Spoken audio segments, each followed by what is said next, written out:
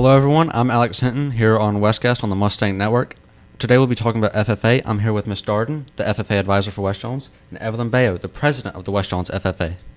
So, for those who don't know and might be wanting to join FFA, can you describe what FFA is, what you do in FFA, and how one might join? Of course. So FFA is a premier youth leadership organization that helps each member grow from leadership skills to career success and personal growth. It's definitely not something, what I thought whenever I first joined FFA is that you have to grow up in the agriculture field and that you have to own animals like horses and different parts of livestock or poultry. But it's definitely not that. It helps you grow from many different aspects, and it's definitely made me a better student and a better person.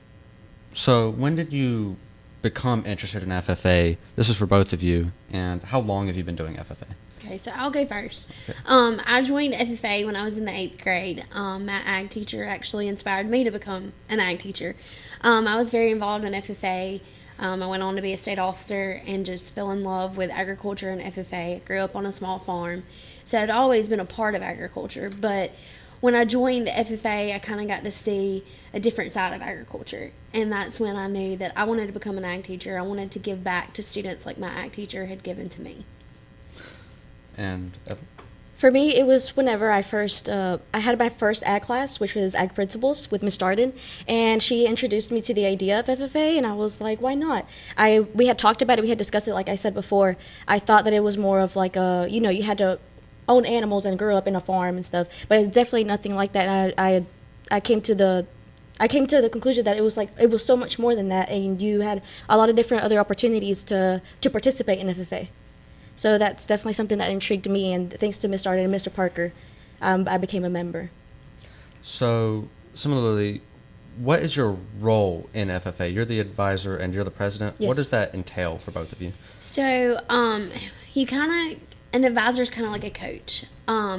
We help advise students from time to time. We prepare them for contests. We take them to functions. We're chaperones of the FFA events. So you could kind of, I guess, say that an advisor is like a coach. But we help, we teach, and then we have our curricular club, which is FFA, our club. And so we do both sides of those. Mm-hmm. And as president of the West Jones FFA chapter, I represent the chapter at official events and different functions, and I preside over meetings, and I help coordinate all the chapter events, and with all the support of my advisors and of the other officers as well. Mm-hmm. So you'll actually be representing the FFA in the national convention coming up. What will you be representing them for, and what does that mean? So for the past 3 years, I have been participating in the employment skills competition, which basically it just consists of a interview. You have to make up your own program, or it's like what I did was the Amic Farms internship, and I just went in and we talked about like different aspects of what it consists of, and I had to interview and I had to write a thank you letter and different things like that. It's a competition that definitely helps a lot of students, especially coming out of high school, prepare for the workforce and for career. You learn how to interview really good, which is something that helps you, and it's profitable. So this year I will be going to nationals because this past year I won first place for state, and I'm definitely looking forward to that. I've already gotten started on it, and it's very exciting. So I know that the West Jones chapter is winning the 3-star chapter award. Yes. That's like a big accomplishment, right? Yes, it's a very big accomplishment. So we were actually the first chapter in the state of Mississippi to get a 3-star. So the way that works is it's based on your program of activities. And within your program of activities, you have 15 categories that you have to complete an event for. And in those 15 categories, you write goals, SMART goals, and then you evaluate your chapter if y'all met those goals or not, and how, if you didn't meet those goals, what are some things that you can do to change and, better the next year. So we've done it. Last year was our first year to complete the application, and we got a 1-star, which we were thrilled for that. And then this past year, when we submitted it in March. We, were hoping to get a 2-star. We never thought we would get a 3-star, but we've all worked really hard, making sure that we had the action shots of the members actually doing the activities, and then making sure that everything was written up the way that they want it to be written up. And so we are just really excited and honored to be the first chapter in Mississippi to receive a 3-star. So you guys actually won another award, first place in the nation? Yes. Yep. So we participated in the Speak Ag Showcase. This is something fairly new, but what it is it challenges chapters across the United States to develop a video showcasing agriculture in their state. And so what we did, we had several students from West Jones get together. They developed a script to showcase the video, like to put in the video, and then we gathered footage from around Mississippi that displayed agriculture and how our state is unique. And then we put all this together into a video and we submitted it, and we were excited to have won first.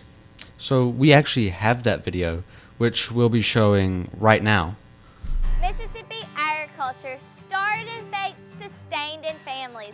Over 97% of Mississippi farms are family owned and operated, with the majority of these being passed down through generations. Mississippi not only has a rich history in music, but agriculture as well.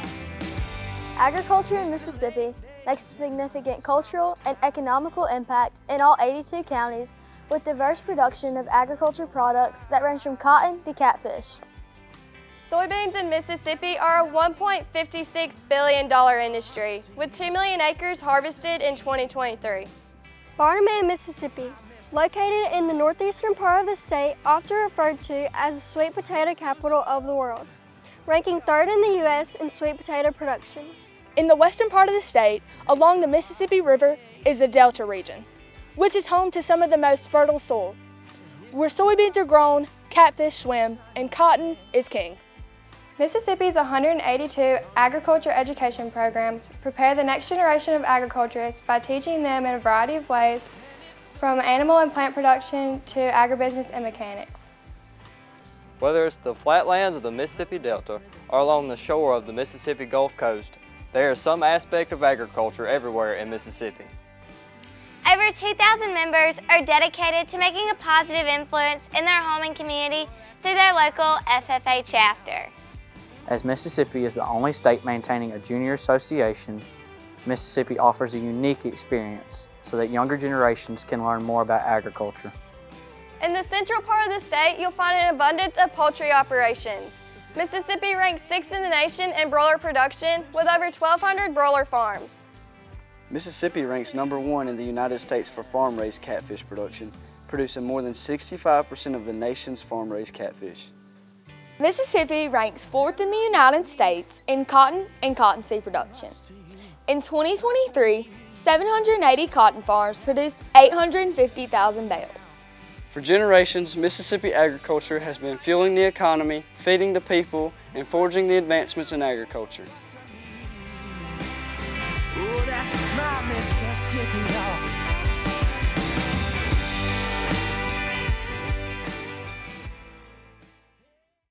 Yeah, so congratulations on getting first place in that video. That's a prestigious award. Thank you. So, wrapping it up, you are doing a fruit and meat sale right now. How would one go about purchasing that and getting in touch with that? I'll let Evelyn answer that So one. all of our available packets are in Mr. Parker's and Ms. Darden's room, and all you have to do is really just fill out the form and turn it in by the deadline. And we've done it, pretty continuously, so I'm pretty sure that everybody knows the deal now. So, yeah. Okay. And that was West Guest speaking on FFA with Miss Darden and Evelyn Bello. Thanks for watching.